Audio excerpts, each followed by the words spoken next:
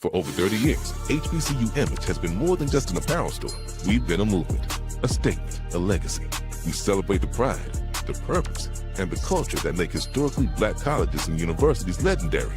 Whether you're a student or a lifelong supporter, our gear lets you wear your HBCU story with confidence and style. Because when you wear HBCU Image, you're not just wearing clothes. You're wearing culture.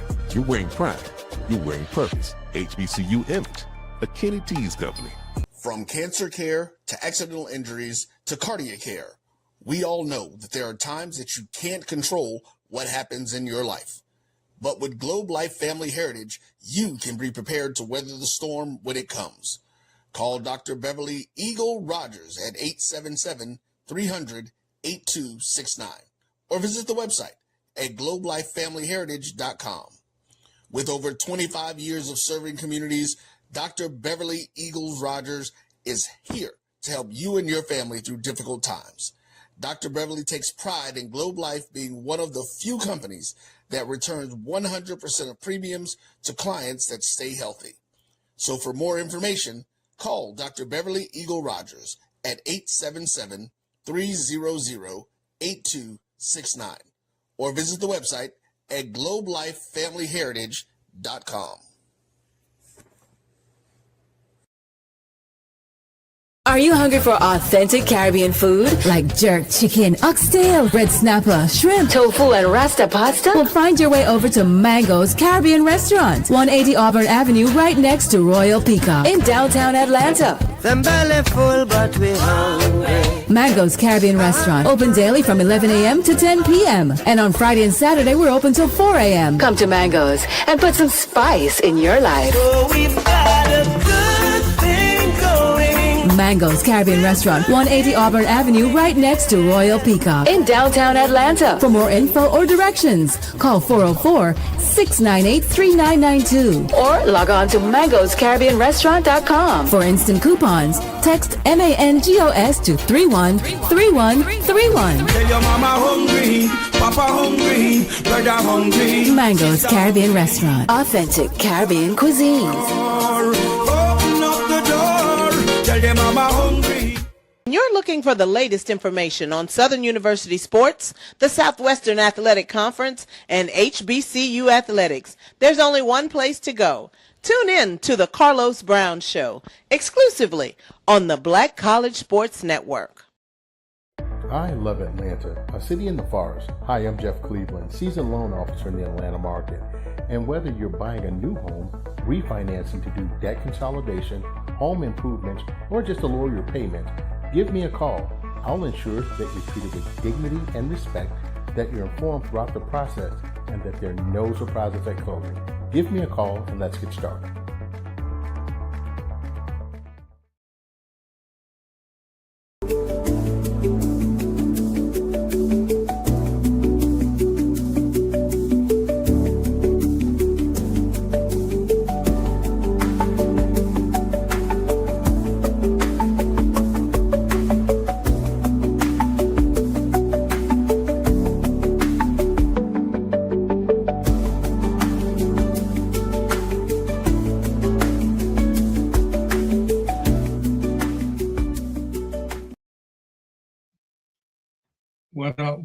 What up?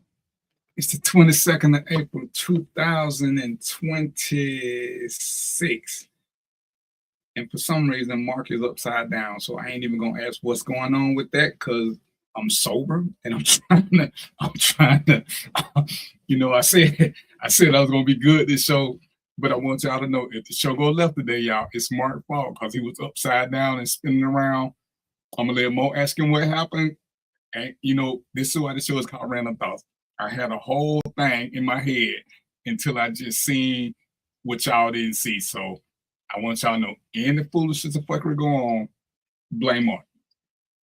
I see Roy here, so I'm a little nervous. I don't know if I'm in trouble or if he's going to join us today. Hopefully he's going to join us because I know he got something to say as the resident. I forgot. One of us is a Sith and one of us is something, I don't know. I'm a Star Trek guy. So, but anyway, how the hell are y'all?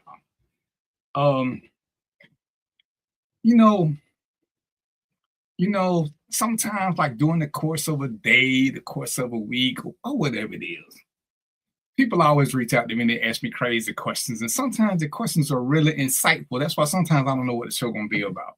So I'm glad I got the fellas here. I wish I had some women, but I'm gonna have a show just for them. I just want to. I'm cool with the fellas. I think Sharonda's still running from ICE, so I don't know if she's gonna show up today or not. But what's amazing to me is people's obsession with gay people, and it's like, why do people always ask if something gay? Why do you care? Why do you care? And just for shits and giggles, anything that a man and his woman or a woman and her man decide to do, it can't be gay.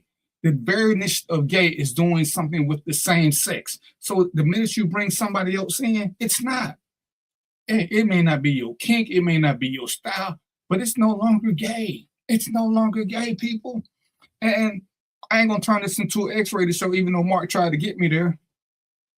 I don't care what it is. There are very few things, if we're going to look at the big, broad, honest picture, except for the carnal thing. Anything a man and a woman can do except for the carnal thing, two of the people of the same sex can do. So if y'all going to keep having these dumb questions, is oral sex gay? Oh, anybody can do it. Is this gay? Is hand-holding gay? It's not sexist. Why do y'all concern yourselves so much with what's gay?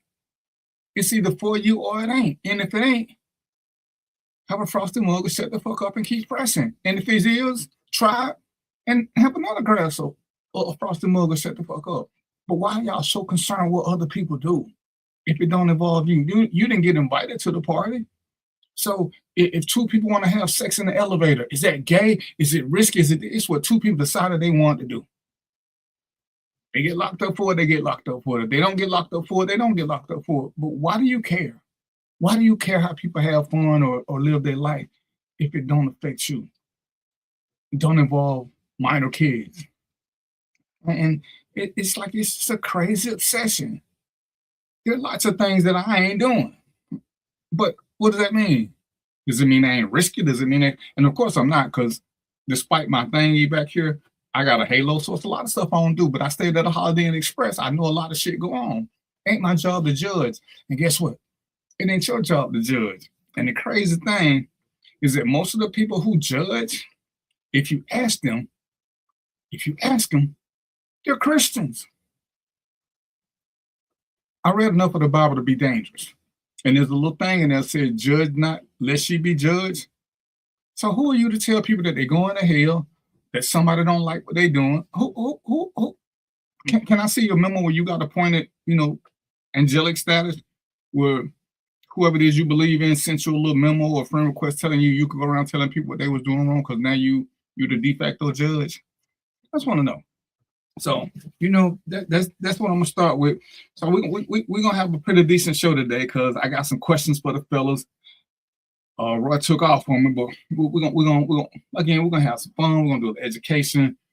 We're gonna make Mark explain why he was spinning around like some exorcist shit going on. I'm gonna let Mo ask no questions though, because I'm trying to behave.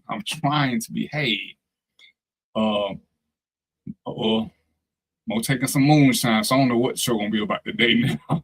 Mo taking moonshine, Mark doing some exorcist shit. I came here with the intent to be good. Is that clock got a different time? Oh no, I still say wrong 32. So let me. What you looking back at it for? Like you ain't seen the clock before now. Let me bring Mo on first. So hopefully he can bring us. I doubt that he been drinking moonshine before he even hit the stage. So, my brother, what's good? What's happening, man? Hey, man, damn, boy, you on the red side today. You on that fire side, boy. You opened the show up on fire, man. Hey, listen, check it out. So I don't know if I ever told y'all this, but I got a moonshine story, man. Did I ever tell you, DVP, my moonshine story? Nope. From the Northeast, man. Ain't never been down south. Wife got family down south. She said, "Hey, let's go visit." So I'm like, all right, cool. I ain't know what I was expecting. I didn't know what I was prepared for. We head to Alabama. So I get down there. and you know, they divide everybody up. They say, okay, you're gonna hang out with the uncles, you know. So they put me with the uncles and cousins, and the ladies went and did their own thing. So I'm with the uncles and cousins. First thing the uncle did, he said, we hanging out in his garage, right? He got this big jug, clear, with look like water. I'm like, oh, it's a water jug. Okay. So I asked him, I said, what's that right there? You know, I need a glass of water. What's that right there? He said, oh, man on the mountain gave it to me. I said, what the hell does that mean, man? I'm from Northeast, man. I don't know what the hell that means. He said, man on the mountain gave it to me. He said, you want some? I said, yeah, I want to drink. He said, okay. Didn't warn me or nothing. Put it in a little small cup about that big. Just filled up a little, about a quarter of it. Hit that shit to the head, boy. Pow! You already know. I took that shit to the head. Bam, right? Tasteless. Didn't have no scent of alcohol, nothing. 2 minutes later, I kid you not, man. 2 minutes later, knocked out cold in the front seat of my car, just because I was like, I gotta go lay down, man. I don't know what the hell going on. I went and laid down, knocked out cold, man. They had to wake me up, bro. You got some of that Everclear. Oh yeah, yep. I said, God, man, y'all, man, I ain't never going. Oh, it's like that. Like that. It's funny like that. Okay, all right, then. Yeah. So anyway, I got more of those, man, because my adventures, my down south adventures, man, crazy. But I'm now he's trying to blame it on down south. We not. That's what it do, Mark. You through spinning around, brother. Yeah, man.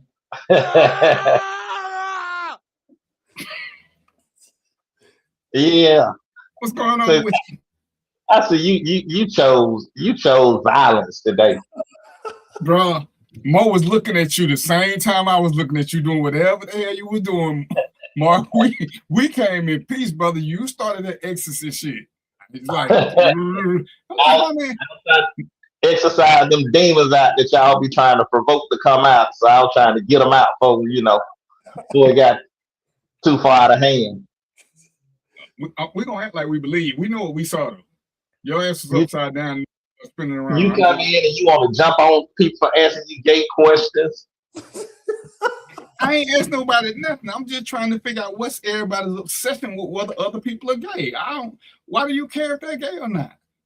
We got the same thought process. If it's opposite sex, it ain't gay. Period. It's just a level of freakiness that I choose not to reach. Right. It's some things I ain't doing, but and that's okay. But as long as it's a man and a woman, it's like that's the basic. But it's like it's like we like to create our own definitions for shit, so we can say, "Oh, no, that's this, whatever." Well, you got to think about it. They created a culture where they just randomly had gay thoughts, and I definitely would not subscribe to that gay shit. Every time you having a conversation with a man and you say something remotely sexual, pause. Why the fuck did you have a gay thought? We're just having conversation. Why? I need to ask you why you keep having gay thoughts, because every time you say something, you got to pause. No diddy. When I said I never took it as gay, so if you having them gay thoughts, we need to have a conversation. No, we don't need to have no conversation. We need to part company. We need to part company. We need to have a conversation. That's what I don't understand it now. Like I say, you just having a random conversation and you like, damn, shit. Did you slide it in? Pause. What the fuck you talking about, boy? I'm talking about some other shit, and you only think about some gay shit. Get your ass away from me. Is it gay if two men walk down the street side by side?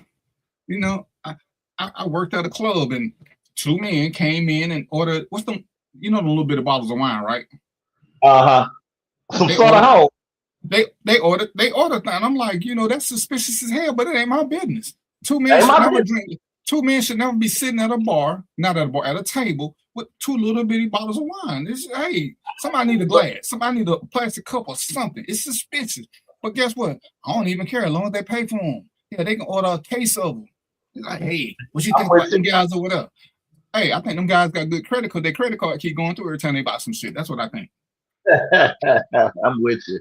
Ain't my business. Or like my mama say, ain't my monkey, ain't my circus. So shit. So let's go on and get to the good stuff. Let's go on and get into the good stuff. So y'all know there's a war going on that ain't a war, which I ain't never understood. Cause in my world, and I don't think Mo and Mark have been in the military. So I was in the military. So I'm gonna speak from my military background. If you was in the military, Mo? Same thing you was in. Oh, my bad. Oh, so yeah. So if we're bombing another country, don't that mean we at war with them? If we bombing like continuously for, at least that's what it was in the 80s. Listen, you know how so this is I think last year started the year of co-opting new words, because a boycott's not a boycott and war is not war. All right, so just accept it, DDP. Just accept it, man.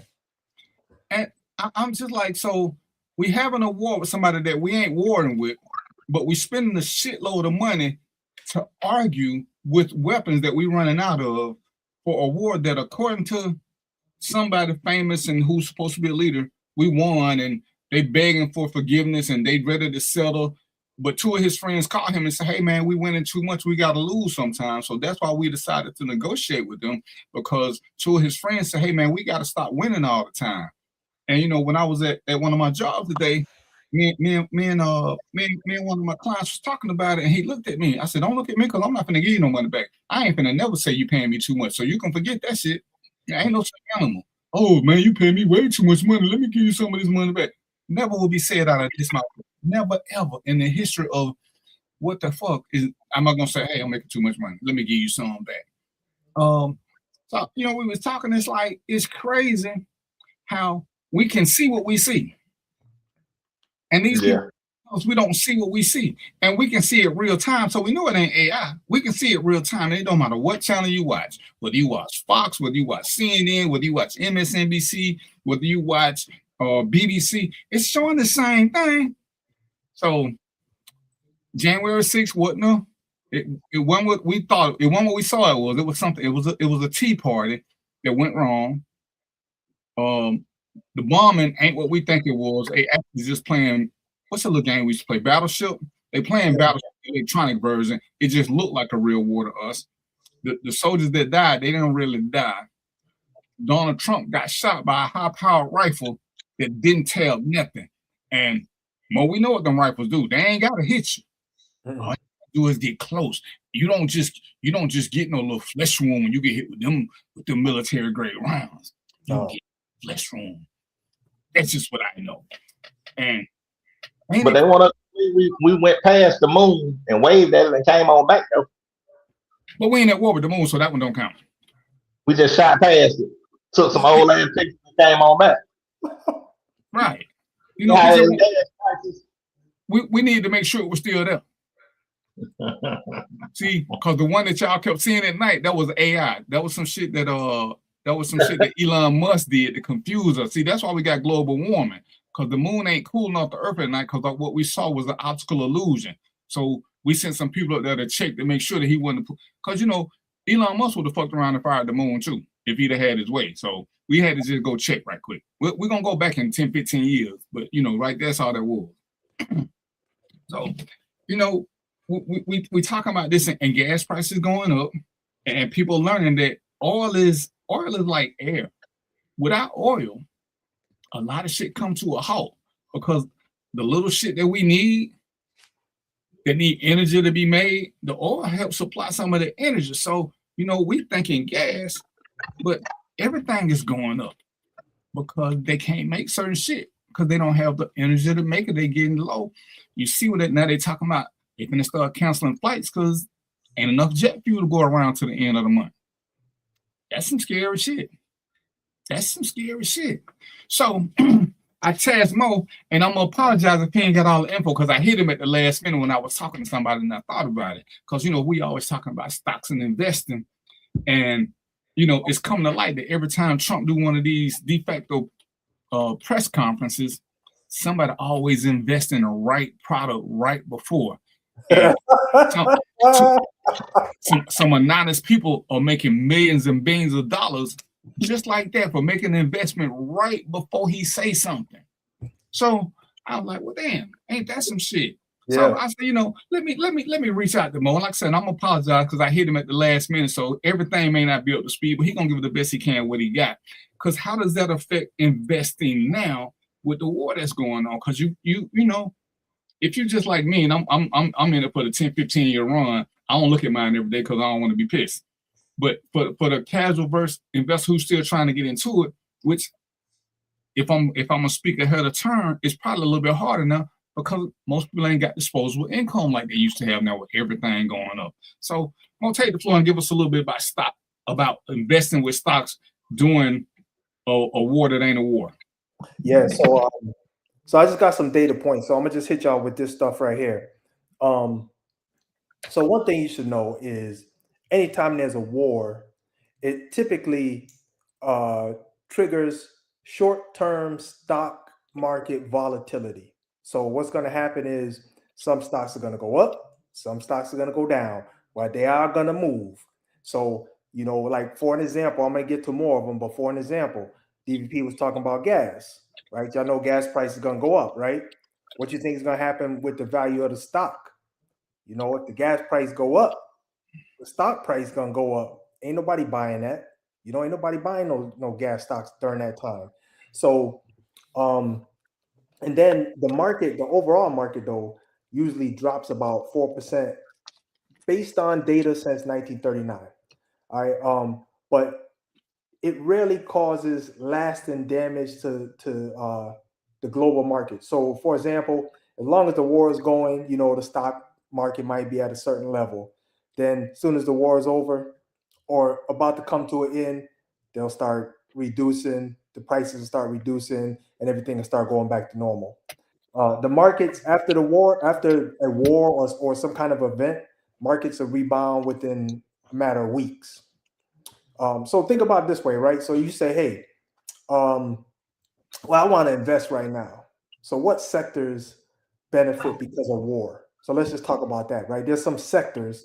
The whole world is broken down into sectors. Like there's a housing sector, technology sector, etc. There's all sectors, right? But energy companies often benefit from rising oil prices. So if the price of oil is going to rise during a war, energy companies will rise because you need to have machines and products and electricity to run the machines that get this oil, to dig for this oil. Defense and aerospace stocks, y'all already know what's going to happen with those, right? Those are going to rise, just like commodities. But defense stocks, all of these companies that make bombs and weapons, the stock price of that is going to go off the chain during the war because it's in big demand. Anything in big demand is going to go off the chain. So the idea is this: just before a war is a good time to invest in tech stocks. Because y'all know nowadays war is really a war of technology, right? It's a war of technology because everything that we do, all of the mechanisms that we use are associated with tech, right? If we want to do surveillance, it's tech related. We got all kind of different. We got these goggles that allow you to see at nighttime. That's tech related. All of those things are tech related. So tech stocks are a good thing. The sectors that are hurt because of war. I think DVP might have mentioned it, but ain't nobody traveling right now. Who the hell is traveling? Ain't nobody gonna travel, man. Is the gas for that plane has gone up. So guess what's gonna happen to the price of your ticket? They gotta pass that expense on. The price of your ticket is gonna go up during the war. So they call it consumer discretionary travel, tourism, and luxury goods. All of those things are about to be are going to be hurt because of a war. Because like I just said, ain't nobody trying to travel during this time during a war. It's not one of the things that people want to do. You never know what's going to happen, right? People stop spending. People stop buying luxury goods and going places. That's just part of the mechanism of human nature. But yeah, so that's typically what happens during the war. If y'all got any questions, you see that email at the bottom, just send them to me. That's it, DB. So tell me this, Mo. At this juncture, when you see some of the sectors maybe stock prices may go down based on the war, would this be a good time to buy some of those stocks or invest in those stocks? Yeah, absolutely. And then after the war, it comes up and balances out. You said about 3-4 weeks. Yeah, so that's a strategy, Mark. That's one of the strategies that we use. So, for example, I had you remember when they had the wildfires in California, right? So Yes. one of the things happened, all them homes burned down, man. So one of the strategies that I thought of, and anybody can think of it, it ain't like I'm some brilliant scientist or something, but one of the strategies I thought of is, guess what sector is going to get impacted because all those homes burnt down? There's a few, but the one I thought of was Home Depot and Lowe's, because they need a lot of damn wood to rebuild these homes, right? Or whoever supplies wood for homes, that market is going to go up. And so you invest in that, and when the people buy those materials to rebuild those homes, you make money. That's just the way it works. The profits pass on to the stockholder. Okay. Yep. The trick is being part of the elite who can afford to do that, because everybody else scrambling to make money. So having the disposable income ain't for everybody now. Even though it seems like people are still trying to get away and travel and do things, but and they're saying this is the worst time for this to happen, because here come the summer and as prices go up, more people gonna have to stay home. You looking at, I was watching, I was reading some stuff about the airports, and outside of Delta, a lot of places are canceling flights if they're not full, or they combining flights. So even the places where you pay for premium seating or better seats, they still charging you. But when they cancel flight A and flight B to combine them, your seat thing don't matter. They might not even sit you next to your partner. But they're not just doing flights no more that are half full, even though the bulk of airlines truly make their money not off of transporting people, but off of transporting cargo. Because even Delta transport cargo, that's where they make their money. It ain't gonna never be from us. It's when people pay for stuff to be shipped. But like I said, a lot of them cutting back on flights now, but just because they can't just do what they were doing, because they ain't making it. And it's crazy, because when we look at it, every year that we done had a gas problem, what happened at the end of the year? They made record profits. So they gouging us, because every year they make. How do you make record profits if how do you make record profits? Because they making money. They ain't never going broke. They ain't never just barely breaking even. Go ahead, sir. Oh, no, I was going to answer your question, DVP. So the thing is this: some people don't have a choice but to travel during war, right? So when they raise the prices of this gas, they're still getting their money. It ain't like they ain't gonna get no money. They getting their money, but it's just gonna come out of the pockets of the people who really have to pay for it. So like people, maybe let's say I can stay home, right? I say, hey, I'm staying home. But then you got these truckers that go across country. Guess what? The gas prices just went up ridiculously, and they have to deliver the cargo, so they got to pay for it. You know what I'm saying? So that's gonna happen. It's just a matter of whose pocket is coming out of. But I say the system gonna get its money. That's it. System gonna get its money, and all of us gonna be paying for the war. Everybody on this, everybody, that we're talking to, and us, we pay for the war. And that's the unintended consequences. When it costs more to get these truckers to do it, the goods and service, Walmart gonna go up. Everybody's prices are gonna go up. Yep. Everybody's price, because just to get it delivered now gonna cost more. Everybody got to be a little bit more. Everybody got to do a whole lot more better planning, and it affects us in the long run. Like I say, it's crazy when you look at it. When your president declared war on China, which was funny to me, and did the tariffs, and we had talked about this. I don't know if we did on this show, but most of the stuff from our phones come from China. So how you gonna charge a tariff on them when they got more stuff that we need? It's crazy. The bulk of the wood that we get comes from China. See, I never knew that. It ain't homegrown. The steel that he using to build that little bullshit thing at the White House, that's not American. So all his stuff about make America great again, you know, he done bankrupted a shitload of farmers. So, you know, when we talking about what to invest, it's even hard to know really what to invest in because we got to figure out where the true source is. Because people they'll try to clown you for investing in stuff that support the Taliban or support this or support that. But yeah, I just want to make one more comment too, because I don't know if everybody put it together, but this just gonna simplify the whole thing. But maybe y'all got it, maybe you didn't, but I'm gonna just say it straight out. Poor people pay for the wars. Let me say that again. The poor people pay for the wars. The rich people don't pay for wars. Us poor folks, don't pay for the war. Just let you know. You see, the first thing they start cutting out is anything that benefits the poor. You know, the taxes for the poor go up, the taxes for the rich go down. And, you know, that's just crazy, but we'll act like we don't see it, even though they don't have no shame about saying it. What is it? $2 billion a month for this war? That was only, I'm sorry, $2 billion for this conflict that was only supposed to last a couple of days because they can't do shit. But they started terrorizing shit out of us. $2 billion. And, you know, it's crazy how people, I remember when some of us were fussing about how much it was costing to support Ukraine, which we kind of need. But look at what we're doing now. And all we did was, every war he started, the same outcome. He made China stronger. He made Iran stronger.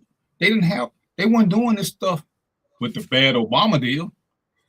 He just told them how powerful they was because with the world's greatest military, we can't get through the Strait of Hormuz. We can't get through it at all. And we got the world's greatest. They can't do nothing. Oh, but they shot down 3, 4, 5 hour planes. And it's insane how we'll sit back. And I'm gonna say this because there's some elections coming up, ladies and gentlemen. And I did the research. I'm not mad at who voted. I'm really not. What got us in this position is the people that didn't vote.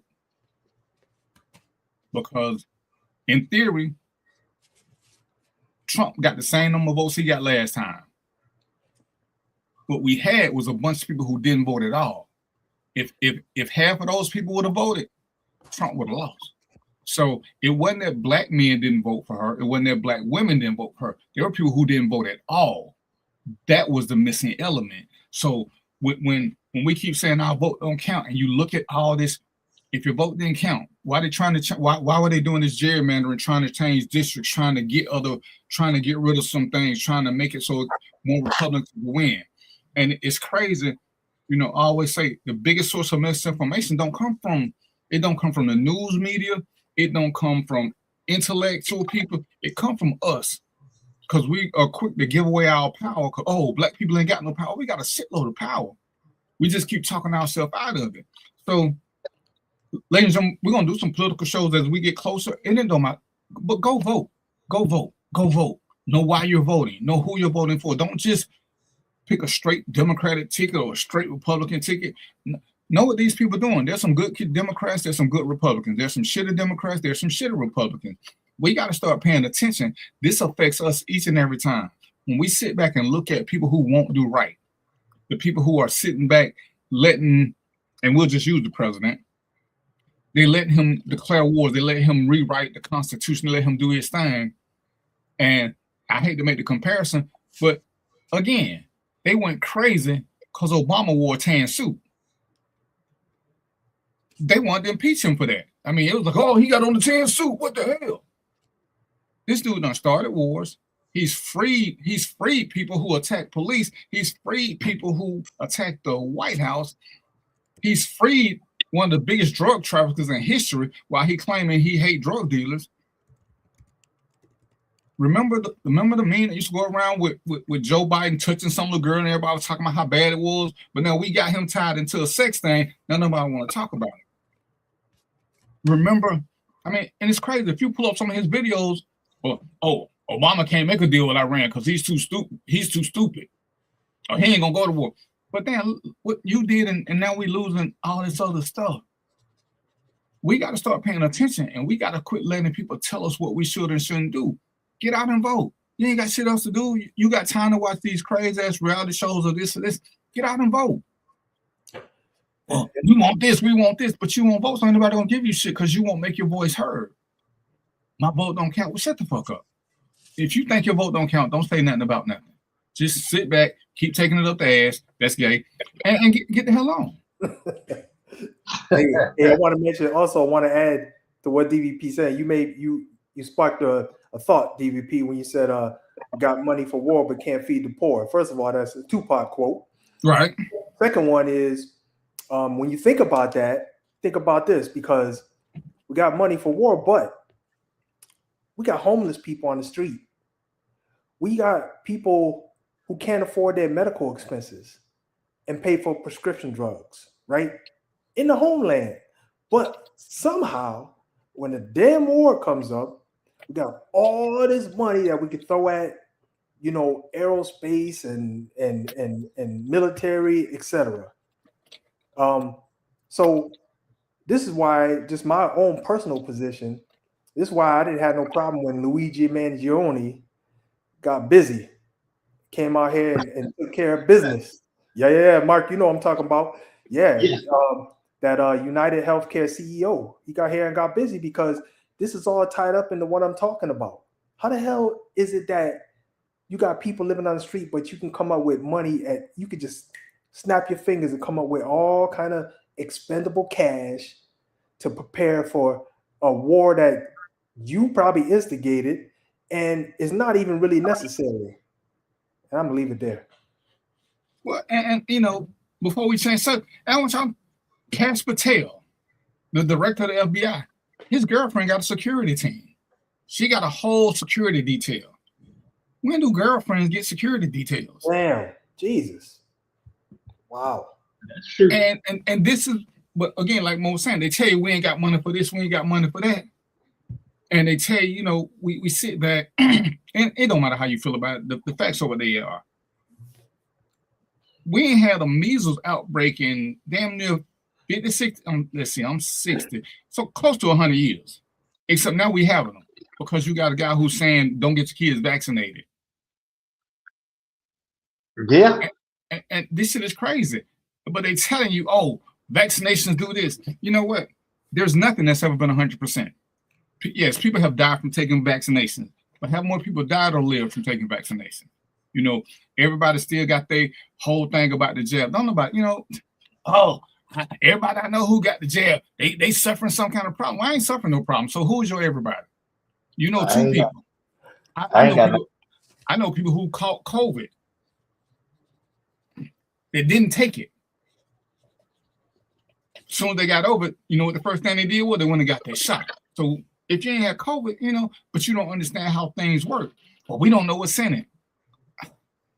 We didn't know what was in MMR. You don't know what's in the Big Mac. You don't know what's in shit. So what you're saying means absolutely nothing. You don't know what's in. What the hell is in this Gatorade? I want y'all to look yourself in the mirror and tell me whatever you take in your body, you know what's in it before you do it. You don't. So all of us, but all the crazy shit about, they got vaccines, they trying to kill us. And I told them before, if they wanted to kill, they would have put in that damn Popeyes chicken sandwiches y'all was fighting to get, because y'all didn't know what was in that. Then that way they can target. Because guess what? Most white people don't eat Popeyes. So if they want to get rid of us, there are easier ways to do it. So quit saying you don't know what's in this. Oh, they did it too quick. Well, damn. 30 years ago, this right here wouldn't have been happening. We couldn't have got together this quick. Y'all do know technology make shit a whole lot quicker. It makes shit a whole lot quicker. So it's like, come on now, can we have a common sense argument? I said, I met a girl who was like, it's crazy shit I ever heard. I just had to look at her the long way and I walked off. She was like, she said, did you take the shot? I was like, yeah. She was like, well, if we have sex, you gotta wear a condom. I was like, well, I'm gonna wear one anyway. She's like, yeah, because I don't want to catch nothing. If you got a shot, you can pass it through. You gotta be shitting me. She don't want the shot, but you can get her chlamydia. Damn, So, that you want me logic. to, let me pull my pants down so you can see this tail I ain't got. Are you serious? Oh, yeah, Well, that's- I know some people, and that's my favorite line. I know some people. Call them. Let me talk to them. Call them. I want you to call them because I'm tired of y'all telling me who y'all know. Call them. Call them. Let's get them on the show. Let's get them on the show. Shit, let's call it out. If you got proof, you're right. You heard through some fucking TikTok or some other bullshit. Stop the madness. If you don't want to take the jail, fine. And I find it crazy and disingenuous that people who didn't take it, then why y'all walking around with these fake cards so y'all want to act like y'all people who did take it? Be proud of your stance, player. Be proud. See, I ain't never took a flu shot. I ain't never lied. If it required a flu shot to get in somewhere, hey, I'm just gonna miss it. But I ain't finna lie about it. Oh, they selling fake COVID card. What you need a fake COVID card, player? Be proud of what you're doing. Stand your ground. Stand your ground. It's like, man, y'all killing me with this, but y'all got all these conspiracy theories. You know, oh, the 5G gonna do this. Okay, so we've been having 5G for a minute now. Yeah, that is. The only thing 5G did, it made Mark clock start working. That's it. Ain't did shit else. It ain't did shit else. It ain't. My hair was already white. It didn't make it no whiter. I started running the other day. Guess what? I'm still slow as shit. Mark can say I was slow when I was young. So shit, I ain't had no hope of getting fast as I got. I'm still slow. So the 5G didn't do nothing for my speed. And like we keep coming up with the craziest shit. Now here's the only thing, and I'm gonna go back to where we were. To the people that's running to get in positions that say they're gonna benefit us. I hope they take a few pages out of his book and say, fuck it, I'm gonna do what I want to do, stop me. Instead of standing in front of us, telling us these lies, get in position, and then be like, oh, I can't do it. I can't do it. It's so much stuff they told him he can't do that he say, fuck it, I'm gonna do it. Stop me. The judge say you can't do it. Fuck the judge. I'm still gonna do it. So I hope when these people, when we vote, you know, we got early voting in a couple of weeks and the primaries and all that type of stuff. When we start putting these people in position, I don't want to hear I can't no more. Or they stopping me. Go ahead and do what you do. And the dumbest thing that he did turns out to be one of the smartest things he did was put incompetent people in positions to do what he tells them to do. We ain't got to be out here getting these people with all these super degrees and they're so highly decorated and educated. Put one of them dumb motherfuckers in place and say, you do what I tell you to do. And I'm cool with it. Yeah. But that's all you need. Putting people on your team that's on your team. So if I tell you to do this, don't give me your overeducated thought about it. Just do what I told you to do. And Mark, nobody got in trouble.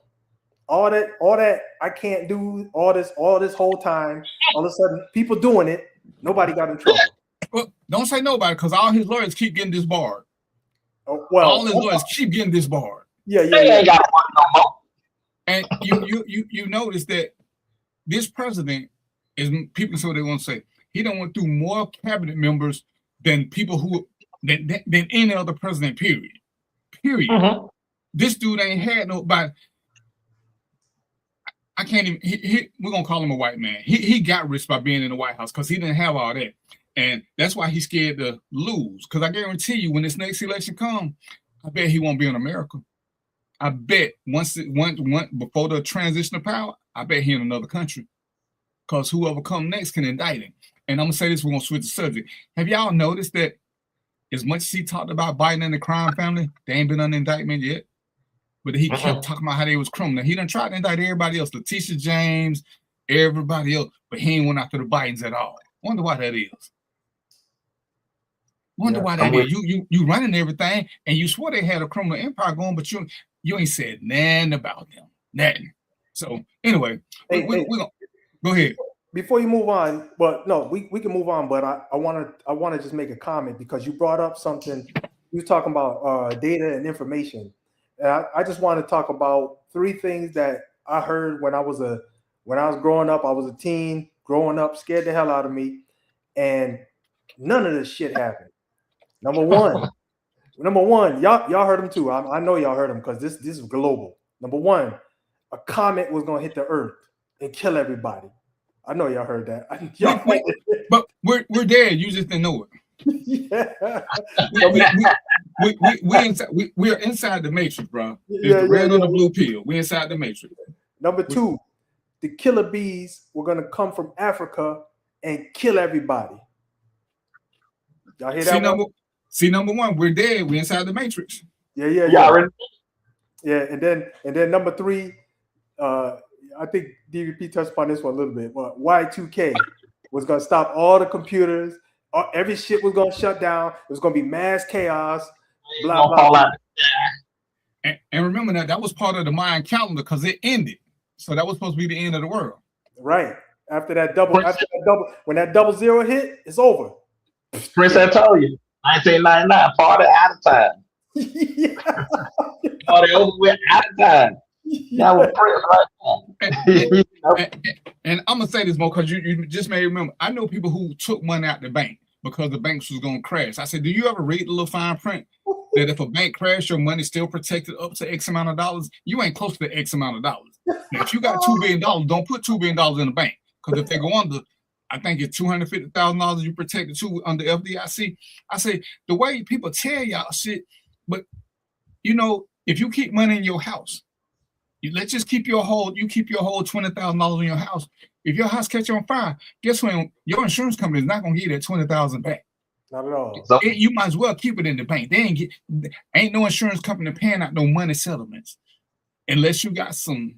Even if you got some special money that's worth something, they're gonna tell you you better put that shit in. You better put that shit in what do you call it? Safety deposit box or something. But you got to take it. But your regular money, they're not replacing that. But hey, y'all keep doing what y'all doing with these conspiracy theory because they're gonna go broke and all your money gonna be gone. That ain't how it works, ladies and gentlemen. Hey, all right, so hold on, DVP. Since you mentioned, do your thing, bro. Do your thing. No, just a quick note. Since you mentioned it, I just looked it up. FDIC covers 250,000. So if you snatching out your little 5,000 because you was worried. Boy, let me go get my $47.83. Right. Just make sure you don't put 251,000 up, but up to 250, you cover if something happens. Make sure your bank is FDIC insured. Right. Don't fuck with that Greenway stuff that somebody told you to go to. That's not FDIC, but that's a whole nother show. We ain't going there right now. So, I got a phone call 3 days ago, and a lady wanted to grill me about honesty. Why can't men be honest? Why can't this? I was like,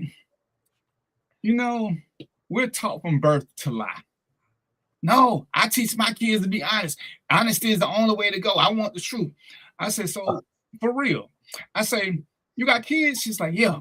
I say, remember the first time your kids got that crappy present from grandma? They didn't know what the hell it was. You told them to say thank you. It was the thought that count. But your kids didn't like their gift. I said, so you taught them to lie because they didn't like the gift. They didn't want to say thank you. I said, so in my world, if I'm being honest, we lie to two people on a regular basis. And what you mean? We lie to people that we love because we really don't want to hurt their feelings, and we lie to people we scared of. See, when that dude holding that pistol at you and asks you, is he the best looking thing ever? You're gonna look at that pistol and say, yes, sir, you the prettiest person I ever seen in my life because you're scared of that pistol. When Mark, you got kids? Yeah.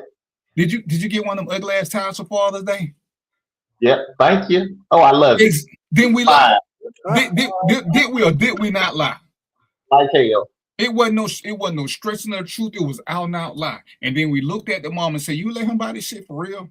I'm not talking to your ass. So we teach lying. And I was trying to tell her that, hey, all lives are not created equal, no matter what we want to say about them. We will lie to people that we don't want to hurt. And more importantly, nobody will ever tell you the truth, ever, never, if they're going to get punished for it, unless they want to be punished. If you want your kids to be honest with you, you can never, ever punish them for telling you the truth. If you want your man to be honest to you, you can never, ever punish him for telling the truth. People don't want to be punished. And if my punishment for doing, if doing the right thing is going to get me punished, guess what I'm going to do? You're lying. I'm going to not do it. See, for those of us who are bad, I'm pointing to my co-host. When we did something that we ain't had no business doing, like, taking the screen off the window and sneaking out the house at night, why do we do that? Or sneak back in? Because, see, we knew that was a curfew. And we knew if mom and them said be home by 9:30, and we looked up, it was 10 o'clock. Oh, we climbing through that screen that we done already loosened door. We gonna sneak in the room. And it's how long I've been here since 8:30, 9 o'clock. We gonna lie, because we knew if we came through the front door and she said, baby, it's 9:30, you supposed to be home at 9 o'clock. You could say something, you could tell the total truth. Mama lost track of time. Your ass was grass and she was the lawnmower man. So you learn to lie. It's what we do, because nobody is gonna tell the truth to be punished. We train that. So who wants to be punished for being honest? Only a narcissist is gonna go through that. Go ahead. But one thing you touched on is parents do teach their kids to lie. Yeah. Because when they're kids, the first thing they do is start lying. Santa Claus, Easter Bunny, Tooth Fairy. Right then, you teach your kids to lie. Oh yeah. You lied to them. It's just a little white lie. It's a lie. It's a lie. And so one of the things, we just got to remember, a lie means is not the full truth. It's not the truth, right? And so, I had to deal with this. I had to deal with these damn dress rehearsals. My wife would go out and buy 5 dresses, and now I'm the judge, right? She put one on. Come here. What do you think about this one? I gotta go in there and take a look at it. So I started off with, I don't like that one. It looks horrible on you. I started off that way. After some coaxing and too many problems, I got to a point where I was just like, I think I like the other one better. That's all. That's okay. I like the other one better. I'm lying, man. And that's what it is. But and it's because we were taught that. And it's like, how do we sit here now all of a sudden act like we this and we this? And I say, don't get me wrong. There's a difference between being honest and, because when people say, oh, I'd rather you hurt me with the truth. Well, one, the truth never hurts. It never hurts. You might not like it, but it never hurts because you truly want honesty. So you put your poker face on and take for what it's worth and keep moving. Now, for those people who like to keep it 100, see, as soon as I hear that statement, I know you're finna say something disrespectful. Because see, like Mo said, his wife can come in and say, hey, do you like this dress? He got 2 choices. He can say yes or no. See, when most say no, because it makes you look like a fat pig, see, that was never the question. There's no need to add in all this stuff. Oh, I need to keep it 100. No, keep it 100 means you want to be disrespectful. We don't have to keep shit 100. Just tell the truth. Answer the question. That's it. We don't have to give all that extra commentary, because when you get it back, you being disrespectful. Now like I said, as soon as I'm just keeping it 100. Keeping it 100 is usually a 1 or 2 word answer. What do you think about? But I was telling her, men would lie because of what you did to them. When he told you the truth, what'd you do? Oh, I cussed his ass out. So you think he gonna tell you the truth again? So they get cussed out again? Yeah, it's over. It's over. When he give you the honest truth, you know what he doing? He want to get in trouble because he want to get away. So he gonna tell you some shit so you can tell him to get the hell out your house. So now he can go hang out with the boys all night because he don't want to be at home. He don't want to be forgiven. That's why he set you up that time. And it's like it's just like you got to be careful what you ask for, right? Because most times, like I said, when keeping 100 is disrespectful. When most of us lie to our kids at birth, most of us tell our kids to lie when they get old enough to make faces, because kids are as honest as they come. And you can look at their face and tell how much they don't like something. And what it said, fix your face. Tell grandma, thank you. It's the thought that counts. No, Shawty, it ain't the thought that count. If it was the thought that count, she should have thought better about this ugly ass gift. Go ahead. No, do your thing. So part of the reason, and this is a broad statement about the line. Women, when you meet them, just tell me the truth. Give me the option. Straight up, women. This is the truth. No, did he freeze? No, he's y'all can you hear me? I don't hear nothing. Yeah, you good. Go ahead, Mark. Okay. So if men meet you and you say, well, give me the option, just tell me the truth. Tell me what you want. If a man truly just wants to have sex, he's not going to tell you anything that's going to abort the mission from the start. He's going to see his mission through. So no, he's not gonna say, I just want to have sex. He's gonna go through the motions to get what he needs. Nobody's gonna abort their mission before you start. And y'all just have to accept that. You better do a better job at betting and figuring it out. But they ain't coming in and giving you that option. Few gonna come in and give you that option. Yeah, Mark, you're right, man. But you know what? I did that. I went through that phase, man. I went to the truth serum phase, man. And surprisingly, everybody that I told that was with it. I said, listen. I said, look, I'm in the phase of my life right now. I don't want nothing serious. I just want to date. I said, I got like about 4 or 5 women I'm dating right now. I said, if you don't want to deal with me, it's cool. But if you do, I'm gonna treat you with respect, you know. But I'm gonna do my thing, and they was with it. Every single one that I was straight up with, I ain't lying, nothing. I was just like, look, I'm just gonna be straight up. I ain't got time to be running around playing no games, ducking in corners. You know, I just had time to do it, and they was with it. So you know, the thing is, maybe we shouldn't go through life assuming that all women want something extra serious, right? Some women just want to dip and dive too. That's okay. But if you just go ahead and don't disclose and it happens, y'all both on the same page. Facts. I'm a side with Mo on this. I'm a side with Mo on this one, Mark. I agree with Mo. I completely agree with Mo. And I'm telling you, it works with them because women just want to know a choice, because sometimes they want the same thing. They don't want to go through all that rigmarole. And if you want a relationship after the sex, you can do that. But a lot of times they don't want to go through all that bullshit with us either. And like Tushawn said, it worked for him too. And that's one of the things that I think we need to start paying more attention to. A lot of these women don't want to be bullshitted. They know what we want. They know we're not coming. Listen, we can sit here and tell all the good stories we want to. We can call ourselves sapiosexual, all these cute little terms. I did a poll. I asked the women, ladies, out of all the guys you ever dated who told you all this bullshit about they was into your mind, yada, yada, yada, how many of them asked you, did you have a library card? How many of them asked you what the last book you read was? Because we didn't give a shit. We just use all them little cute terms. Oh, I like a woman for her mind. I like this. It sounds good. But that ain't why we picked her. We ain't never in the history of never even picked a woman. Hey, man, she reading War and Peace. I think I might like her. Hell to the no. It ain't never. So they know what it is. And, you know, sometimes you want to make a connection. Sometimes you just want to be physical. Sometimes, you know, you might want to be long term. But being honest with them, for me, it's actually been a godsend, because now they ain't expecting nothing special. See, when we act like we want to date them and court them, now they expecting all that. When all you want to do is smash.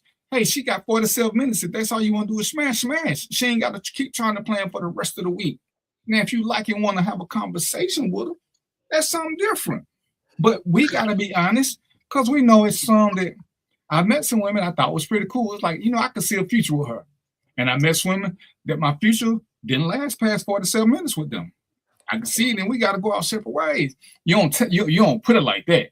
But you just say, hey, you know, I'm just out here doing me, having a little fun, you know, what you want to do. And some of them be like, okay, that's what it is. And some others like, nah, I need something special. Like Yolanda said, it depends on where they are, not only in life, but in that moment. Because sometimes they just want a maintenance man. They just want to get their plumbing checked, and then they good. Sometimes they want the full package. But ask them where they at. Ask them what they want. You'll be surprised at how many women will go for it. In fact, yeah, when you ask them what they want, but if that ain't what they want, ain't nobody finna abort their mission, spoil their plan. They gonna move the way they need to move to get what they need to get. Then they're gonna get mad and complain about all these food dates when she didn't want to give you none in the first place, but you didn't want to abort your mission. Save your money, save your time, player. Nah, that's all completely different. That's one that's into you and one you trying to fuck. It ain't the ones that you just out here trying to date. But yeah, it's gonna be something out there. Like I said, y'all said it never happened to y'all, but I tried to. We ain't saying it never happened. We just saying there's a better chance when you just tell them what you want up front. You can get through a lot of shit. Hey, I just a newsflash, y'all. It worked the other way too, man. Because listen, I went into this shop, man, And the lady, you know, it was a shop we go to. You know, me and the girlfriend I was with at the time. It's a place we go to get food and stuff. And the lady, I don't know, man, the lady behind the counter, she was liking me. So I went up there to get food one time by myself. And she told me, she said, listen, I see you coming here with your lady. Y'all look like a nice couple. She said, but I want you. Man, I was just like, whoa, wait a second. What the hell's going on? You know? And so she shot a shot, man, like that across the bow, man. No joking. It happened. So you say tell them where you, tell you what it is. If they say I just want to fuck, are you gonna go for your mama?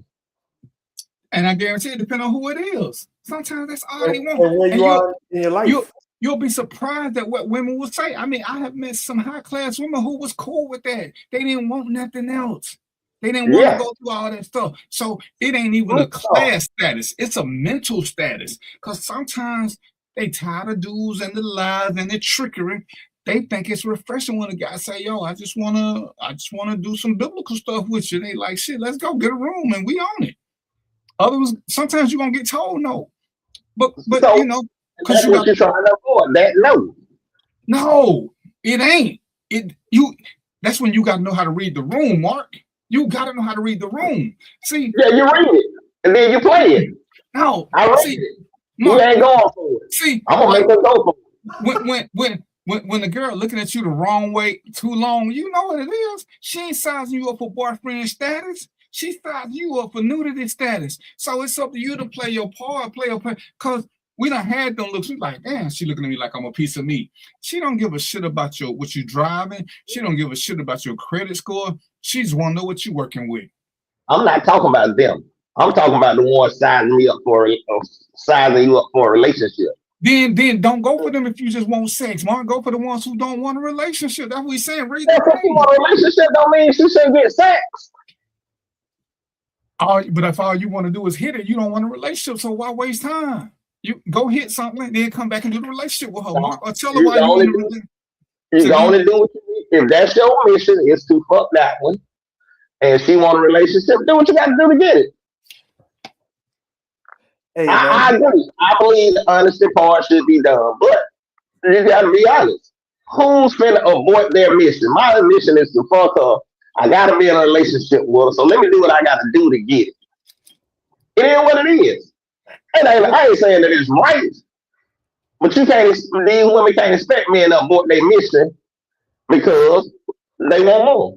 And the man may feel that if he go ahead and say, I just want to fuck her, she be like, nah, I'm looking for more in my life. Then suffer the consequences. I'm sorry. Look, man, you gotta put them in. And I think women do it too. You put the people you messing with in categories, right? You know, you got some that you date, you got some that you maybe go to brunch with, and you got some that you just want to bust their head on the back of the headboard. That's it. You know what I mean? It's 3 categories, man. You know, whichever bucket. Because look, women are grown. Like I think, you know, Yolanda was saying, she said, I'm grown. She do what she want to do. You know what I'm saying? So when you meet a woman like that, y'all know what it is. It's just, look, we gonna make each other feel good and go about our day. And every now and then, if you hit me up and you catch me at the right moment, I'm there, and vice versa. And that's cool. That works for both people. It does. That will work for both people. But if the man if the man recognizes that you're not gonna go for that, he's not gonna abort his mission. Why he ain't? He gonna keep wasting time? It ain't wasting time. If she don't want what you want, it's a waste of time. Because now you gotta sit there and you gotta be somebody that you don't want to be just to get just to get this. Hey, it happens. It happens. we can't sit here and act like this shit don't happen. Every man ain't running out here. Hey, I just want to fuck. And every woman ain't. Oh, okay, come on. You gonna get them. They're gonna give you a little resistance. So Mark, before you get that resistance, let's go on and play this game. Mark, you ain't met a woman. You like, you know what? I wouldn't mind getting to know her and having in my life on a regular basis. Yes. So every man ain't just trying to fuck everybody. Sometimes you actually do see something in somebody that you want around. See, we know that, but what I'm saying is, most women be like, give me the option. You ain't gonna get it. Don't expect it. Most men ain't gonna give you that option. You have these two upstanding with Sean. But see, They don't options. that's why I'm gonna say you wrong. That's why one of the biggest complaints that dudes make, man, these women they going through the same dudes because the same dude is saying he don't want this, so the women ain't expecting that. See, they get mad at the dude who trying to set them up for something just to get what he want when he could have just said it up front and everybody could have just had a good time. But when they catch you playing the game, then they got an attitude, which is why they like certain dudes. Oh, y'all like bad boys. The bad boys tend to be a little bit more honest. They ain't trying to sway nobody. They ain't trying to set them up with 5-star restaurants and all these great trips. And they ain't going on no trips. Hey, we gonna do the Bengay bend over, or that's it. And a lot of women are cool with that. The young ones cool with it. The old established ones cool with it. It's the ones in the middle who want to be loved who generally don't want to do it. But once they done got over the love fantasy, a lot of women bite to the apple. They know when they got something worth keeping. And the crazy thing is, I can say this: the bulk of all my long-term relationships started off with sex on the first date, and we just continued from there. But a lot of it was organic because I was in both spheres. It's like if it happened, it don't. I'm gonna enjoy this for what it is. Because sometimes, except for you, Mark, sometimes you realize when you dating somebody, this ain't what I want. Like the chick I told you who was talking about the shot. She was somebody who could have been long term until she started talking. Then after she started talking, I didn't want shit from her. So going against what you said, Mark, I aborted the mission. I don't want sex. I don't want a relationship because she did what we do. She talked herself out of some. And men are notorious. Ask women, men are notorious for talking themselves out of sex by saying crazy shit. Go ahead, Mo. Well, no, I was just gonna say, DVP, you was at that's because you was at a particular point in your life, man. Because when you young and dumb and stupid, and the wind blow and you ready to go, you ain't turning nothing down. But you probably was at a point where you had some intellect, and you could fight against the desire, and so you can make decisions. You know how we get when we was like 20, 21, man. Mo, he said it was during COVID. He was 70. Mo, you was in the Air Force. Yeah. If we met with Resistance, what we did, we moved on to the next one. I ain't no need to going through all this stuff. It was a lot of aborted missions. Oh, she fine. But when she started acting crazy or she started acting like she was hard to get, what we do? Yeah, you go move on. Yeah. Move on. We ain't finna try to convince her shit. Yeah, that's but so look, you got to remember though that is you had mental training, right? If you go in the military, you had mental training. Bro, we didn't have no mental. We had physical training. We were 18 and 19. We were still home. We wanted to fucking fight. We ain't care more. You don't act like we were special more. We still wasn't shit at 18 and 19. You know how to follow orders, man. You know how to follow orders. No, she wasn't giving her orders. We had to do what we knew what the UCMJ said. It went against UCMJ. We found something. Hey, that girl in the next dorm over there, we knew she was about it. But the other girl, the little admin girl who thought she was all snooty because she was admin and she could look out for that, man, fuck her. But that girl who was a part-time mechanic, looking good when she take her shirt off. Oh shit, I didn't know she had all that up under them greens. Okay, that what's up. Come on, we still want shit, Mo. The military didn't make us better. Don't act, Mo. Don't act. We still want shit. At 18 and 19 and 20, we still want shit. We want it. So, but yeah, and I was telling you, if you want honesty, you got to be able to accept honesty for what it is. Whether it's in your partner, whether it's in your kids, whether it's in your coworkers. Because there are some people you can be totally honest with. When I call my friends and I ask them, hey man, be honest with me. That's what I tell people. I got people who will tell me about me if I ask them. If I don't ask you, I don't need you to keep shit 100. Because now you being disrespectful. But if I say, hey Mark, hey man, I'm having this problem. What you think? I expect Mark to tell me what it is I'm doing for real, because I call him and ask him. But for Mark to just call me out the blue and say, yo, D, you doing some fuck shit. Nigga, I ain't asked you shit. Why you calling me telling me this? I just want to keep 100. Dude, ain't nobody asked you to keep shit 100. You being nosy. But if I go out to him and ask him something, then yeah, I expect him to tell me what I answer my question. But and cause we know a little of each other, he can give me something. I still don't want him to be disrespectful. Just, tell me what you see. Because to me, it's always important to know what you put out to people, because everybody think they're doing something. But I know what I think I'm doing, but I got to check the market. It's like when we teach, you tell people stuff, but then you ask them what they heard to make sure that the message you sending is the message they're receiving. We think we putting out an image. We got to check, hey, what are you seeing me? Why you think this is? Why you think that is? And then you'll be amazed at what you actually put out, what people see. Because you don't realize what they see. You just think you know what you're doing. And so, I'm always real myself. When you ain't real with yourself, you ain't ask other people what they see. Because you don't know how you're doing stuff. You don't know how you're doing compared to the crowd. Because I don't worry about nobody but me. But if they done dealt with people who were honest and cool as hell in their honesty, then they met some brothers who were smooth as hell, but they was always dishonest. Why you keep messing with this honest brother who ain't smooth? Because they know what they're going to get from him. And that's like Yolanda and the other one be saying. They just want to be able to make a conscious choice. If I tell Yolanda, hey, I'm at this point in my life, I ain't shit, but I think you're cute, we can do this. Yolanda can say yeah or nay.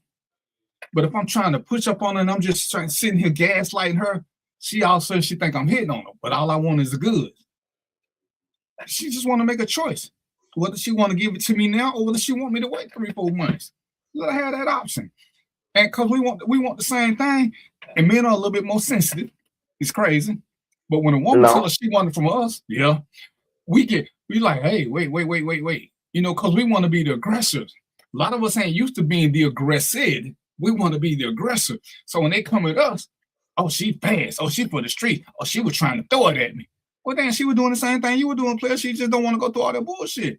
She just wants some of your time. She want to see you naked, y'all do y'all thing. Then she gonna go on about her business. But we don't. We want to be the predator. We don't want to be preyed upon. A lot of guys, man, I don't like when a woman try to holler at me. Why? You don't want to know she like you? No, man. When she do that, I just think how many other dudes she done did that too. You don't think when you do it to her, she think the same thing? How many women you done said the same shit to? Bro, don't nobody care in that moment. Everybody got a little itch that need to be scratched. They don't care about your past. Ain't nobody asking for your medical records. Ain't nobody asking none of this shit. They just want the itch scratched. Well, I ain't heard damn man say no shit like that. She was throwing it at me, and I just like, nah, I ain't gonna take it. Hell no. What? Hey, we done heard women. Mo, you ever had a woman throw it at you, said no, and she called you gay? Not call me gay, but I said no. And she definitely, he just said, so it happened, Mark. Yeah. I don't know, Mo. Shit. You know me. Shit. Hey, Mark, let me say something, Mark. You think they weren't throwing it at me at backstage? Bro, I don't know. And I still had to say no more times than I said yeah. But did you turn it down? I want to make me feel less than a man because she won't me. Never. Hold on, you broke up. Say it again. Oh, this dude. I ain't hear you, Mark. Can y'all hear me now? Yeah. All right, can you hear me now? Yeah. You turned it down, yes. You didn't turn it down because you felt like you prayed and she was the predator. You didn't feel inferior, like, oh man, she giving it to, she want me to get it. She done did this to everybody. No, you turned it down for other reasons. It don't matter. She's probably saying that every week. I didn't say men don't turn it down. I'm not saying men do not turn it down. I'm saying I do not know one man that has turned down sex because he felt like she was a predator and he felt like prey and he felt like she's just giving this to everybody. I don't know one man that has ever felt that way. Okay, Mark, hold on, Mark. So predators don't ask, brother. They don't ask. They take. That's the difference. What I'm saying is, if a woman comes to you like, hey man, let's go on and fuck some.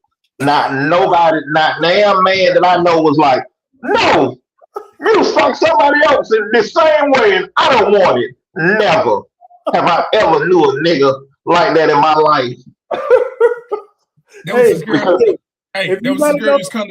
Listen, man, if you got enough information, sometimes it's wiser to say no. It depends on how much it is. No, but listen. I've been seeing it. I've been checking this chick from across the room. She been doing shady shit. I ain't messing with her, bro. I don't care if she throw it at me. What saying shit? So you see her in the club, she dance. Oh man, she bagged it up on him a little too hard. I don't want you, ma'am. Why y'all? I think y'all gonna be making this shit up and goddamn trying to run my blood pressure up. Hey, Mark gonna get stabbed up, man. Mark, don't get stabbed up out here, man. Listen, Mark. It's this girl used to come to backstage. Man, good looking. I watched her All the time. She was there every week. Damn near every week. At 2:35, 2:40, every week she walking out with somebody different. She always comes by herself. So one day, and say, hey man, I ain't taking nothing from her. If I wouldn't have been keeping one count, keeping an actual count, but just noticing this behavior, one day she came up. She like, oh, I see you be hugging all the women. You ain't never hugged me. I could give her a hug. It's just a hug. Her hug was a little too frisky. I liked it because I'm a frisky dude. She made sure I felt the firmness in all her body parts. And she said something, and I just started laughing. And she said, if you play your cards right, you'll get to take me home tonight. Oh my goodness. You threw your hand in. I was like them other dudes. Jesus Christ. No, but look at what he saw. You saw the other dudes. You saw it week in and week out. So you see, okay, this is a pattern.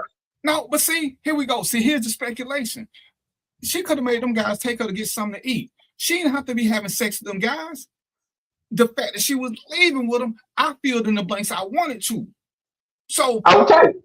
Right. So, but that's enough. They could have just walked to her car and she could have left them right there. I don't know because I didn't go outside. I just do what I see, and I didn't want no parts of it. Even though visually she checked off every single box. Mark, she wasn't kind of cute. She was pretty. Her and Beautiful they was kissing cousins. She had a body that was built for speed.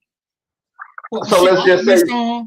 I was like, let's say you meet her in Publix, not at backstage. You meet her in Publix. Okay. Do you go ahead and dismiss her? First time meeting her, you ain't never seen her. You meet her at Publix. Do you dismiss her? She trying to give me something? Yeah. Yeah. Even if this your first time meeting her, and she say, "Hey, you're kind of cute, and I kind of like you."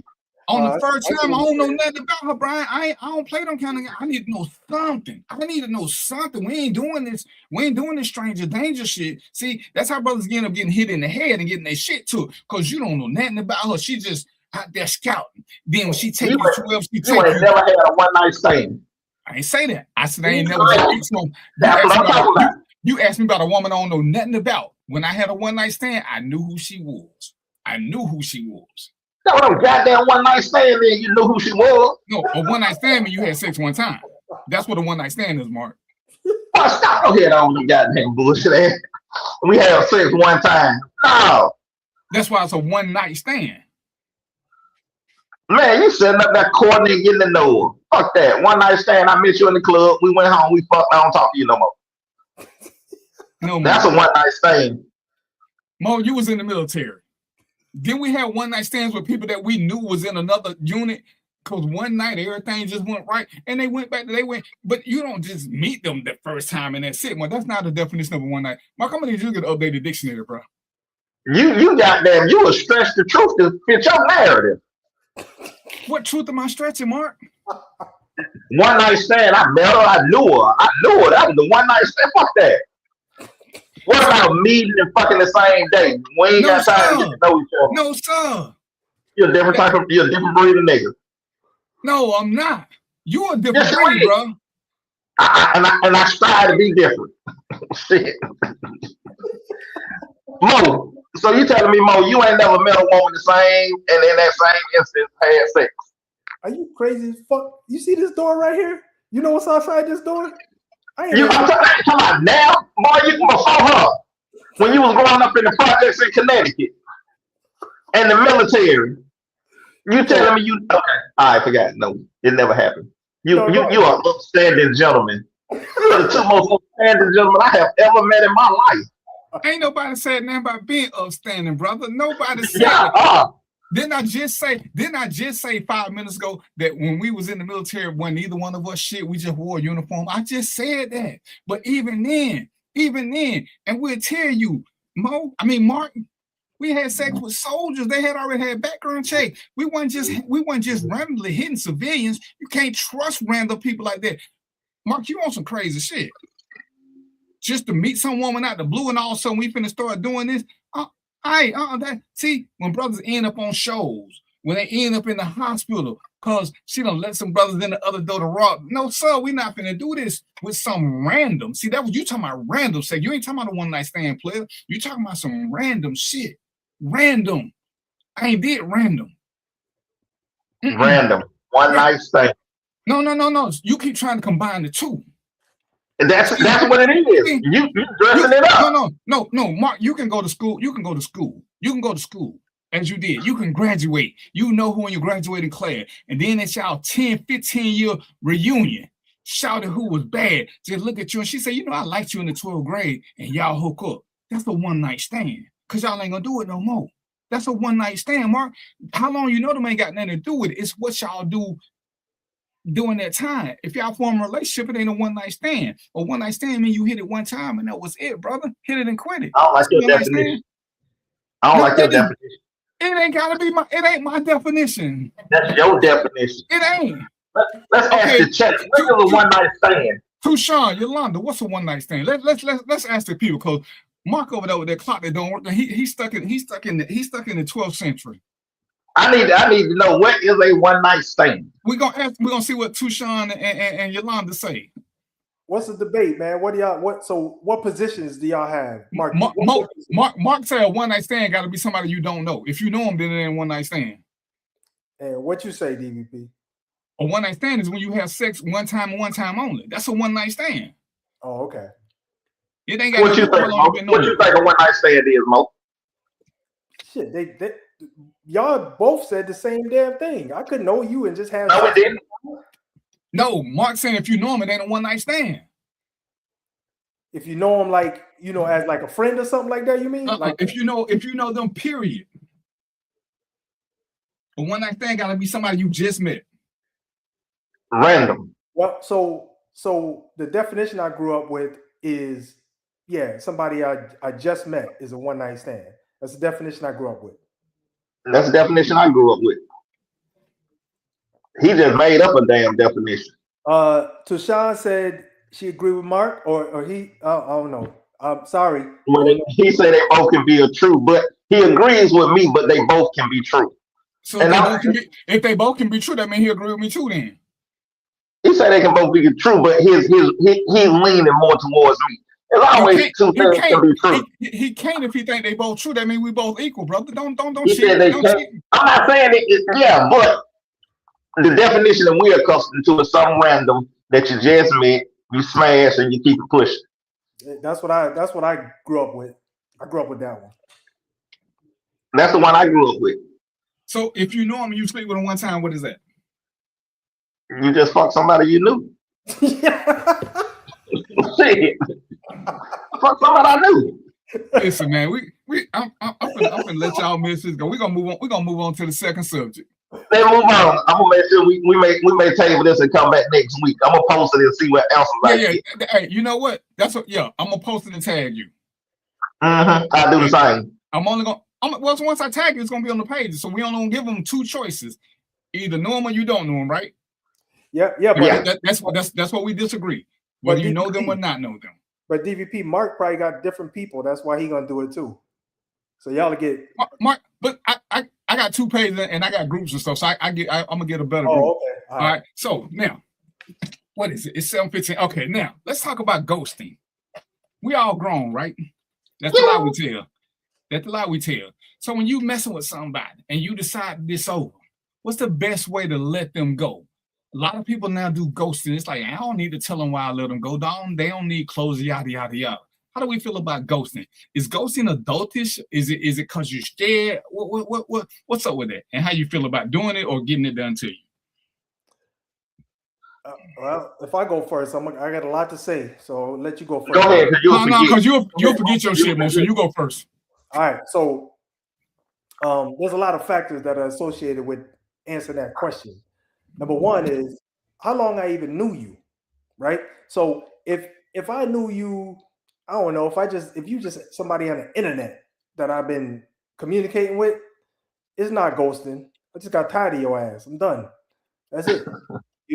But if it's somebody who maybe we went out to lunch, we had some conversations or whatever, and I just kind of disappeared, then I would say that's more of a ghosting circumstance. Whether or not, I don't know if you asked whether or not that's cool or not, but I'll just say I've been in situations where I kind of interpreted what would happen once I broke it off. And based on what the hell I was thinking, I'm like, hell no, I'm just going to disappear. And then other cases, I'm like, I'm going to have a conversation. So it depends, you know what I'm saying, who the person is and, what I think their reaction going to be.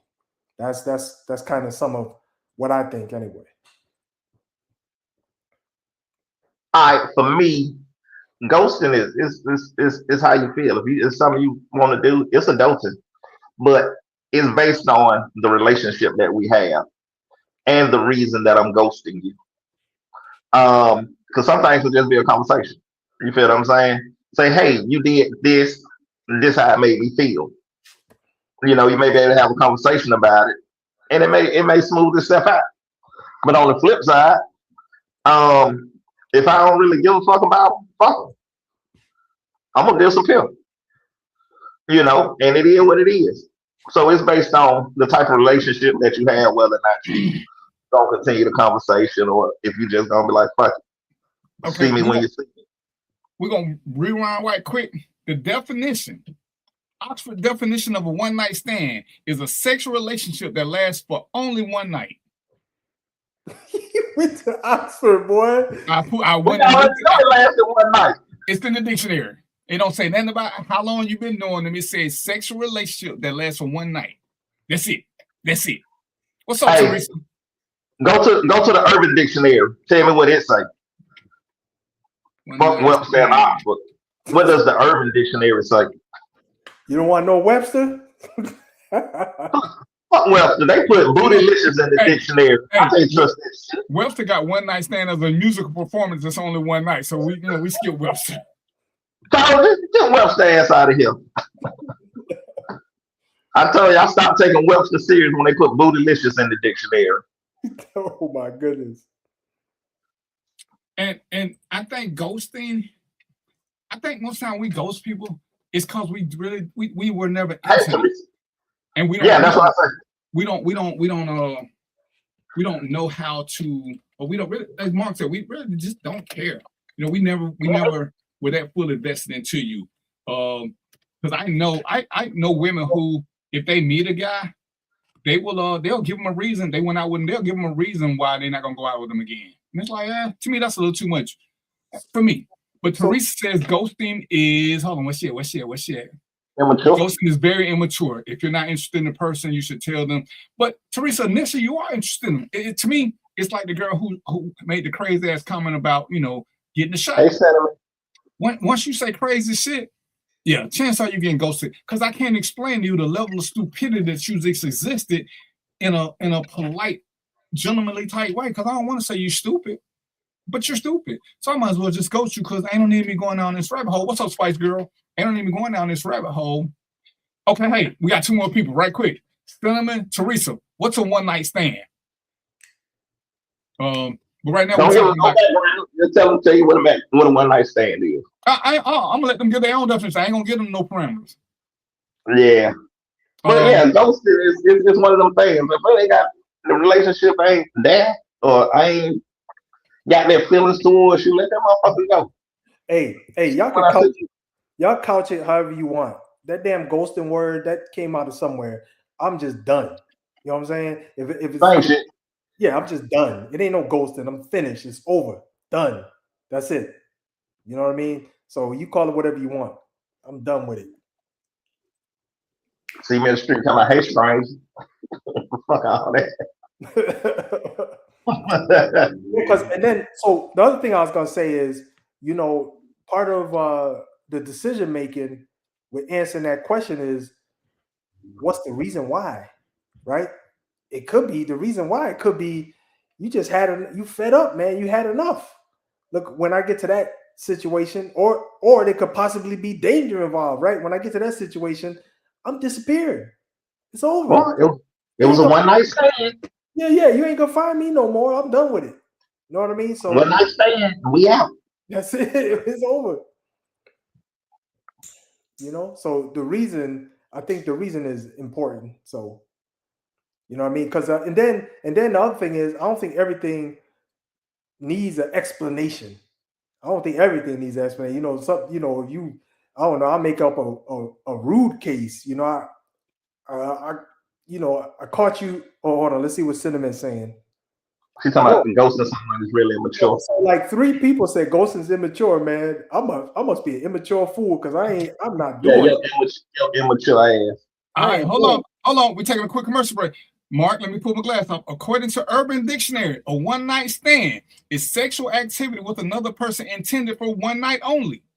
Urban Dictionary, brother, because you asked for it. I put it in the thing. I did. No, I put it in the chat. But it don't say shit about I knew them before then. It was strictly for one night. Right. And it don't say shit about random. It says sex for one night, which is all I ever said. It's sex for one night. It's it. It's sex one time. It ain't got nothing to do with nothing else. It ain't gotta be. It can be somebody you know. You said it can't be somebody you know. Yeah, I'm still standing on that. Okay, but Urban Dictionary don't say that. So I'm just saying, I went to where you told me to go to. I did. That's all I'm saying, brother. That's all I'm saying. So back. We're gonna put a poll up and we're gonna see. Yeah. So we got a lot of comments. Go through them comments, DVP. Oh, now you can't read. That's some bullshit right there. That's. I agree with you. If you sleep with the person one time, it's a one night stand, regardless of how long. Okay. Now, hey, Mark, because you're the only one who knows. You're the only one that knows Tashawn. He said, out of respect, he gonna let them know what the deal is. You believe him? Yeah, he will. He'll so. See, and some people believe that. Out of respect, he gonna. If what I will tell, because it's funny, I had one who keep coming at me, and I was like, no, you know, we ain't in the same place at the same time. She just won't take that as an answer. So now I'm ghosting her. But I already told her it wasn't gonna be nothing. But she just ain't trying to hear that. She telling me how good a woman she is, how much she can do for me. And I was like, babe, we're not in the same place at the same time. I don't want to tell her that both of us don't find her attractive. Because I think that's keeping it 100. I don't want to be disrespectful. I just want her to just let it go. This ain't gonna work. We're not gonna do nothing. Tell her she's not your type. I told her that. She tried, she trying to sell herself on me. Same way we do to women. Women do it to us too. Tell her you ain't buying. Tell her what? Tell her you ain't buying. Tell her you don't want no goddamn 1992 July. Tell her. Anyway, Teresa says she agrees with me. If you sleep with a person one time, it's a one night stand, regardless of how long you've known them. Yolanda says one night only sex is hookerish for her. She got to know you. See, it's hookerish. Is it hookerish if you've already known them? No, if they don't know you, because then I'm asking her. She said hookerish. Yeah, because it's like you paying somebody for one night that you don't know nothing about, aka a hooker. But she said one night only sex. You say I've been knowing her. I've been talking to her. No. I said that you said somebody that you don't know. She's saying she won't do it with somebody she don't know. That feels hookerish to her. If she don't know him, she's not finna have sex with him. She's not finna have sex on the first night. If she don't know him. We just trying to figure out her definition of it, but I get it. I think Cinnamon says, I think if you are serious and no longer want to deal with somebody, say something. And but this goes back to the first part of the conversation, the first part of the show, not the first part, but when we were talking about honesty. A lot of people can't handle rejection. And ladies, y'all can tell me how men do it, but the minute we reject women, we got to go through. We get challenged about our sexuality. We get challenged about all kind of crazy shit. Just hey, for whatever reason, this ain't working. It ain't where I want to go. This ain't what I want to do. And I say, and according to Mark, me and him do the same thing. More probably the same thing. They always want to question our manhood. It can't never be, because too many women done said that this dude that Mark imitated, that a dude ain't gonna turn down sex. And I'm totally in agreement with, a dude ain't gonna turn down sex, but a man will. Because a man has options. A dude happy to get somewhere he can get some. No, they ain't the same thing. It's like niggas and blacks. They look alike, but they different people. Dudes and men look alike, but they operate in a totally different way. When you're a man, you got options. You ain't just happy to get some, because you can always get some. A good man can get some like a good woman can. A dude got to get it where he got to get in where he fit in. Just like some of these little troglodyte women. They got to get in where they fit in. They ain't got a bunch of options. They got to do the best they can with what they got. But when you can say no, see, when I was at backstage, I could say no easily. I had plenty of options. Ain't nobody gonna tell me nothing. Oh, if I don't get it from you, I ain't gonna get it from nobody. Well, that's BS. That's BS. I can take my time and choose. That's why when that girl was like, oh, you could have had me. You're right. Or I could have had her or her or her or her. I'm picking one of them, shawty, not you. I got the choice to pick. These other dudes that you keep leaving out of him with. See, it's the reason they in the club this late. Ain't nobody choosing them. So you picking dudes that don't nobody else want. I'm not gonna put myself in that category. No. Because when dudes still at the club at 2:30, 3 o'clock, it's because they ain't found nobody who was accepting the advances. Them the thirsty dudes. I ain't thirsty. See, only reason I'm at the club when it closed is because they paying me to be there. I ain't never shut down the club because I got options. I ain't finna be the last one trying to pick up whatever's left over. That's just how I process it. Because that's why dudes go to the club at 2 o'clock. Hey, how many of these women drunk? Me gonna see if I can take advantage of them. I ain't gotta put in much work. I ain't been one of them. So that's the difference. Because we look alike, but we totally, and as Mo said, when we're younger, most of us had dude tendencies. But even in the military, we still didn't just do anybody. We were still picky. Because we don't want the little troglodyte looking girl, but somebody gonna get her. The dude that came from nothing that just happened to be around women, he ain't never had that option. So Mr. Bougie like you turn down all them types. Ain't bougie, bro. I've earned the right to be picky. You say you had that right at 18. You still had that right. At 18, 18, I still had it going on. At 18. I wasn't messing with the fat and ugly ones at that age. That's beneath me. So anyway, as far as ghosting goes, like I say, I can understand the reason behind it, because as a cop, when I did domestic violence, a lot of dudes, they feel a certain way if a woman tell them why she don't want something, because then the dude's trying to convince them why they should, and they kind of trying to force themselves on them. And so I get why some of them ghost. Sometimes the best thing you can just do is disappear and hope somebody forget about you. Because if you go through and this is one of my favorite ones, when a woman called and she said, well, I don't think it's gonna work. And now all of a sudden these dudes become suicidal. What you mean you don't want to be with me no more? I'm gonna kill myself. And they try to get women in the stand. So sometimes I understand why the ghosting is necessary, because sometimes we all make bad choices. We think we made a good choice, but we found out under stress that the person that we thought had it together is really a sociopath. Yeah, because you tell her it's over. You tell her it's over. She busts the windows out your car. Now you got flat tires. You got that women, something else. That's why you tell them what's up front. That way they can't be mad at you. It's not about what someone else wants. It's you see what you feel. Now, if you leave, it's not ghosting. Well, I'm old and I'm in my house. Unless I'm out working, I'm over it all. Nowadays, men I've crossed the day are sassy. Ooh, yeah. See, that's dudes. And love ghosting and trying to reappear like, hey, and they get mad when you don't want to talk no more. Because, right, it's a man. This 21st century is producing some of the weirdest shit I've ever had to deal with. Ever.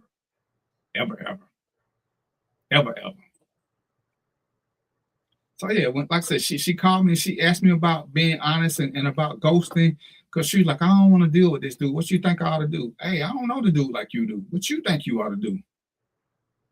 Ghost is like, if you think he crazy, you might want to go on and ghost, Hey, Hey, that's why I tell everybody now, go on and get you a Google number. Give out that Google number first. Go ahead, Mo. So here's a question. Because this is something I did one time. I want to know if this is considered. Would this be considered ghosting?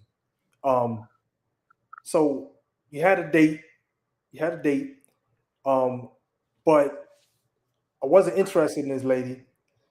So later on, I went home. I called and I left a message on the machine. Not interested. Is that a form of ghosting? Or do I have to talk to her directly? That's the thing, because this is about either speaking to the person directly or just disappearing. So in the ghosting is disappearing. If once you left a message, you weren't ghosting. You weren't ghosting. You was being open and honest. But I left it on the machine though. I felt like a punk.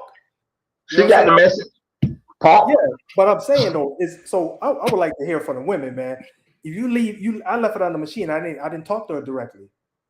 Boy, this shit had to be in the 90s. He talking about the goddamn machine. That's right, boy.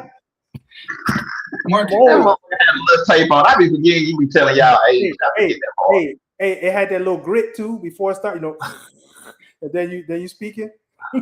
That's mature, Mo. Leave a voicemail. Leave a voicemail? Nah, I don't think people appreciate that, man. Get turned down on voicemail.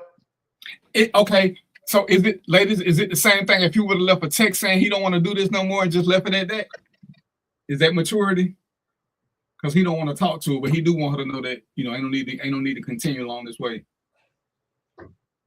You were a punk. You should at least talk to her phone. How he gonna make her answer the phone? He called when he called. If she didn't answer, he wouldn't have left a message. He called before she got home. I did, man. I called at one of them hours where I knew she wanted to be home too, boy. Mo, I'm trying to help you out. Mo. Don't. Nah. He took the punk way out. He just pushed me to the side and said, "Put me in the front line." And punk, he ain't gonna call and leave a message. Left a voicemail. Man, that's boy. Well, you should have called her and heard her voice. Say, hey. And see, Mark, you wouldn't understand this. But Mo, when you was in the military, were you with any of the guys who got them Bill John letters from home, where their girlfriend wrote them a letter telling how she left? Oh no, I didn't get one. See, it was 5 guys. It was 5 guys in our squadron who got them letters. I was like, boy, no. Oh my goodness. Oh man. Well, them Bill John letters, boy. You seen grown men crying about to get kicked out the military. Whoo, oh man. I'm like, crazy. Man, that's crazy. That was before ghosting was a word, boy. Them Bill John letters, boy, they was heartbreakers. Sucker shit. You know what a Bill John letter is, Mark? Yeah. Okay. Because you such a baby. You don't even know what a rotary phone is and shit. I'm so tired of you. Wrote that letter, let you know Jody got your girl and gone. So it's okay. But yeah, that was a thing in the 80s in the military. Them Bill John. They had a whole other place with all that cooch around them. They worried about somebody miles and miles and miles away. Hey, so on the other side, have y'all, when y'all dealt with women, have they, let's say they wanted to cut it off, did they do it the way we're talking? Did they do it straight up? Boy, I had plenty of motherfucking ghost me. No, I'm not talking about ghosting. I'm saying, did they do it straight up? Did they talk to you and say, listen, Mark, you're a good dude. You don't change the batteries in your clock, but I ain't dealing with you no more. I done had some. I done got phone calls. I done got text messages. I done got goddamn ghosted shit. Good riddance. This saying you can write the Dear John letter. Shit. But yeah, it happens. My younger days, it happened in all So Mark, when that happened, did you appreciate it? I mean, I know you might have been upset or whatever, but did you appreciate that rather than just no? I was thankful. You was thankful. It was like that song by NWA, and it was like it go like one less chick I gotta worry about. Shit. That was back in my youth, youthanism. That was back in the day. So yeah, it was like good riddance. Courtney, you still in your youth because you always trying to act like me and Mo old as dirt. There y'all is. I thought for a minute I thought Mo was drinking a Heineken. Then I realized it was Mo. He's drinking Perrier water. No, it's Everclear. That's why he putting up with you. you. Mo got that money. Mo drinking Perrier water. that money, boy. You can't hide money, Mo. Y'all gotta invest, baby. Yeah. Anybody pay for carbonated water? Oh boy, they got their money. So Sin, if you really like the guy, then why you getting rid of him? Because then if you like him, ghosting or leaving shouldn't be an option. So if you really like the guy, what's the proper way to leave him? Sin, Yolanda? They sassy and they showed too many red flags. Hey, so another question. Have y'all so because I don't know if this happened both ways. I'm just curious. But have y'all said, listen, I'm done with it, and then the person got aggressive? I know it happens on the women's side, but I'm wondering if like the dude side, does that happen too? Well, I ain't being funny. This is funny shit though. But I did get a voicemail. Started talking about I need you bad as ass and all that old type shit. And definitely this motherfucker crazy. So I definitely let that all the way go. When you start needing me more than air, I'm blessed that I've never had windows broken out and tires flat. Yeah, but I ain't had that either, man. But I did have one tell me. She told me if she wasn't gonna be late from work, she'll come over there and bust my windows out. God damn. I'm so glad she was a responsible adult and went to work on time. Damn. Oh my gosh, y'all are hilarious. Yeah, that's funny. Most Slim, I want you to ask the question again. Yeah, she don't know me that well, do she? Yeah, he didn't write it down, so we can't hit rewind. So she don't know me that well. You gotta catch it. Hold on. Let's see. As I've been learning to play with shit, let's see here. So what's the question? Hey, I don't know the answer. I don't think about it. It's gonna come back after the show is over. I'll think about it then. I should have wrote it down. So yeah, those were the questions of the week that I was like, let me write these down so I can make sure I ask these guys how they feel about being honest and about ghosting. Because like I say, when does a person, and I guess this is a better question, when does a person deserve an explanation that you're no longer interested in them? Is it pre-sex? Is it post-sex? Pre-kiss, post-kiss? If you slept with them, do you owe me an explanation why it ain't gonna happen again? No. It's just how deep the relationship got after sex. It's definitely gonna be post-sex. But it's how the relationship goes after sex. So if you had sex, is ghosting still acceptable, or should you tell them what went wrong? If it's immediately after sex, then yeah. Oh, so you do have some morals, just not many. I mean, you just gotta tell them, I was around for the Steve Harvey rule. You told me to wait 90 days. We had 91 days.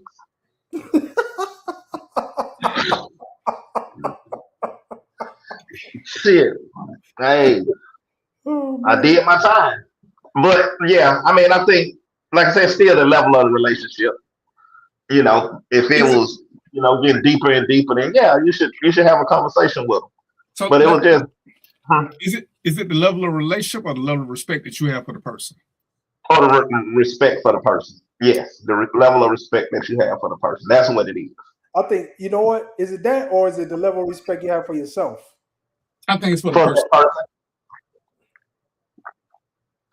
Because if I respect myself enough to walk away. Well, so because I asked that question because Cinema called me a punk, right? And the thing is, I know, because the thing is, you could feel that way about yourself, right? If you punk out and you do it a certain way. So I'm saying if you do it straight up, you said you felt like a punk. I did. You did. And I'm gonna say it because you manipulated. You knew when you called she wasn't gonna be there. So I see both sides. You did, you know what I'm saying? You didn't call when there was a chance she might have answered. So you were intentionally trying to avoid her. So you've been better off ghosting. Yeah. So yeah, that was a punk move. Hey, it worked for me. I got out unscarred. And she right now, she like, Mo was sassy. Don't leave me that sassy ass voicemail. Can't be leaving folks voicemail, Mo. That's just like, that ain't cool. I said we had a good time, man. You know, everything was good, but you know, it wasn't that good. Clearly, you left. I'm doing something else. I said no. I done got a 4-page text message. What? And hit OK, and that was it. Shit, let me scan this long ass text message. Mark, you hit it with the OK? Yeah, you scam it and you got the point. Okay. You ain't shit. Okay. I don't want to see you no more. All this. Okay. Just hit the OK and send it back. I got it. You out. Peace. See, long ass text message. I'm gonna tell you, I got one of them, right? And I was like, I just, you know, I was like, is that it? And then I just put, did anything change? You know, I was feeling a little petty, but you know, you got out your sister. I just want to make sure that's it. So, cause why you feel need to text me all this? We done said it ain't gonna work. So what's the extra commentary for? You ain't gonna change my mind. But yeah, Mark, use a different brother. Yeah, I'm young. I'm much younger than you, Joe. And I'm not as bougie as y'all Air Force men. You bougie, truth telling, long term one night stand having asses. No, that's you having a one night stand. You know what I'm saying? We're decent brothers. We y'all had long term one night stands. We had duplicate one night stands. Y'all coat the woman for 2 years and then have a one night stand. Right in the military, there is no courting. There's no courting. You don't ever know when you're gonna get your orders. There's no courting. Everybody know what it is. Everybody know. I know I'm gonna be here for the next 2-3 weeks. Hey, after that, I get my orders. Ain't no telling what's going on. We just gonna ride until one of us get some orders. Okay. That's good. But I'm glad I met you upstanding Air Force men. I'm glad to be like y'all a little bit more. It's too late, bro. It's too late. Yeah, it's too late. And how old are you? Younger. You over 35, so you can't join now. Oh no, I it's another song that I heard by the Ghetto Boys. I ain't going to war for no shit talking president. Listen, we don't use the Ghetto Boys and the Air Force in the same sentence, brother. I do. I ain't going to war for no shit talking president.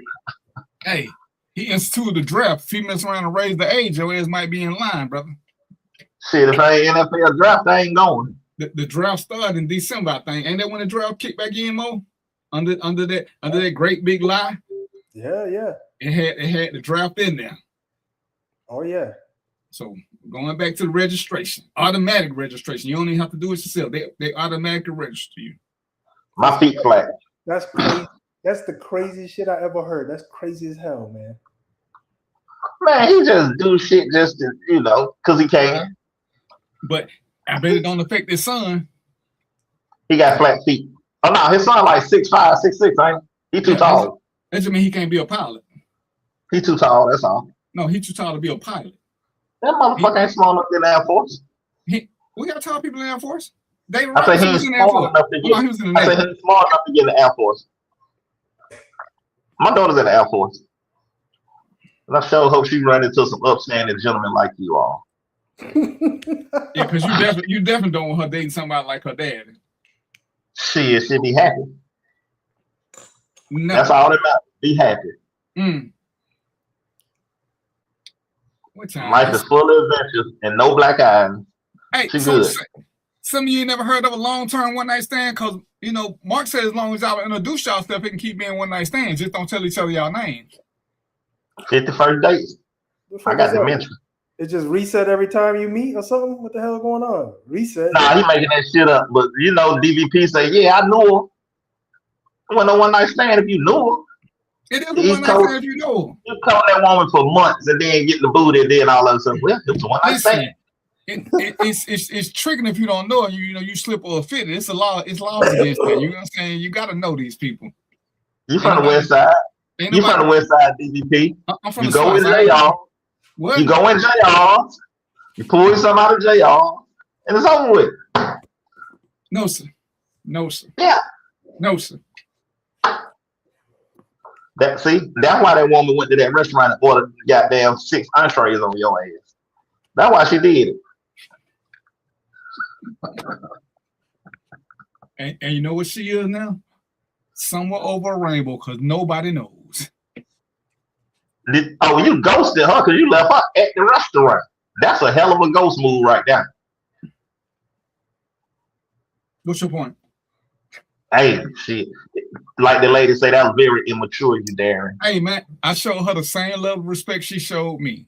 It was reciprocity at its finest. It was reciprocity. You left her ass where she's supposed to be. I never had that type. What type of thing, Cinnamon? Plus, I'm not a one night stand woman. They come back. We come back. Oh, she got that comeback. Mark, I put her glasses back on. Yeah, I had to read her comment. She said they come back.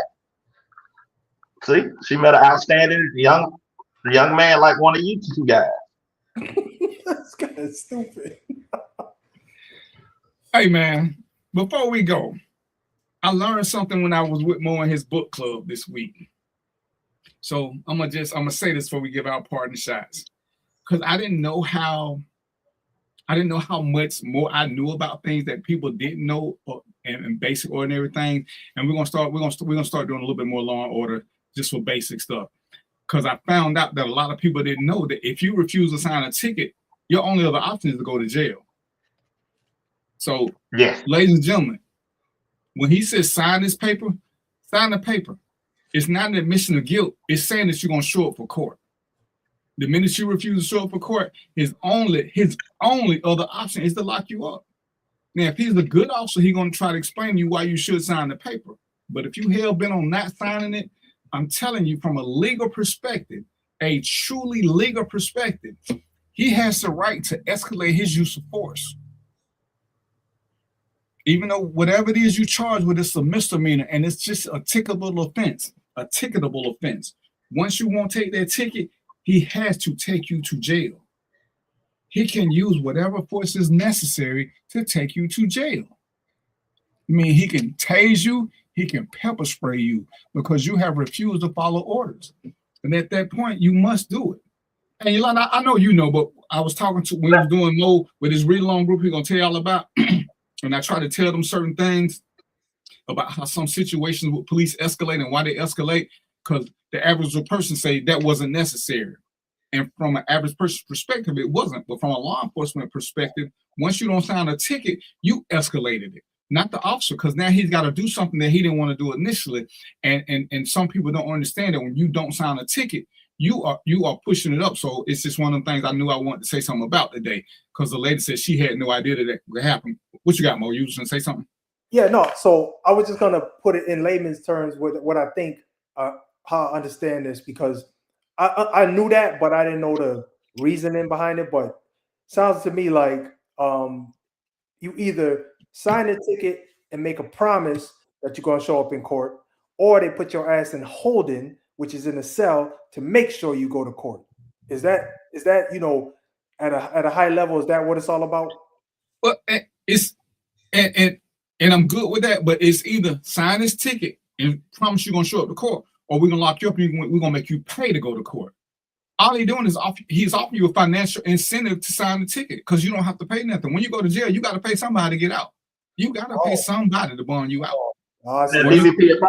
If I'm not mistaken, I think Keisha Lance Bottoms, I think she changed that law for Atlanta when that older gentleman died a few years, well, when she was in office on Lowry. And if I'm not mistaken, I think she changed it. Let me have to sign the ticket now. Okay, and let me call bullshit. America can't change a law. They can say shit like she said. she even said that when COVID hit, that there would be no evictions in the city of Atlanta. She don't control evictions. That goes through state court and the Fulton County marshals. So she said a lot of things that she had no control over. Yeah, that makes she could say Atlanta won't lock you up for smoking marijuana, but she can't tell GSP or Fulton County they can't lock you up for smoking marijuana. She can just say Atlanta won't do it. So a lot of things she said were for people to say, oh, look at what she's doing. And she really wasn't doing shit because Atlanta didn't have, like I said, Atlanta ain't never evicted nobody. That's the marshal's office that evict people. So, the mayor said they don't work for the mayor. They work for judges. And she was just flapping her gums. So, yeah, what I recall is police and administration cannot legislate any laws. They can't make any laws, right? So that's what you're saying, DVP? Yeah. But they can talk a good game. Yeah. That's it. It's kind of like with time. It's kind of like, and we'll do this later. But it's kind of like with ICE. What people don't understand with ICE, why ICE needs local law enforcement. ICE can only enforce federal laws. That's it. They can't get you for some of the stuff. That's why they need the local police. ICE can't do traffic stops. They're not authorized to do traffic stops. Most federal agencies are not authorized to do traffic stops. Even though you see all this shit on TV and yada, yada, yada, that's not the way it works. When the FBI come to town, they get with a local agency who got lights and sirens and all this other shit, and they'll take over. But they need the locals to affect certain things. Even when I locked up one of Georgia's most wanted with the FBI, but they needed the sheriffs to be there because they don't have the stuff to go around and just make entry. I mean, they can do it for federal stuff, but you won't always see them have some uniforms and some lights. Other than that, just showing up in black sedans with jackets on that say something, that don't make you legit. You need some cars that are truly identifiable as police cars, and the feds just don't have them. So, but anyway, we'll talk more about that on another show. I just wanted to say that because that's something I learned from dealing with Mo's group. And Mo has a group, I'm gonna let him tell you about it, where they talk about, he wrote a book, and they talk about cases in the book. But eventually we're gonna start talking about current events and other things. And he still allows that so people can talk about cases. I'm usually there. Sometimes Joe is there. So we try to give you an honest perspective, a legal perspective, what the other side says, because a lot of people don't understand the difference between what's right and what's wrong versus what's illegal and what's legal, because they're not on the same plane. There are a lot of things that ain't right, but they're not illegal. The law only cares about what's legal and what's illegal. So Mo, tell us about your book club and how people can get into it or what they need to do if they want to be a part of it. Yeah, so like just being on this show, we kind of discussed some policing aspects that DVP helped us understand, like signing a ticket, right? So on that same accord, I put together a group, and I'm using my book, The Good, the Bad, and the Blue, as reading material and discussion material. We read in the book, and then we have discussions. And through those discussions, we're learning.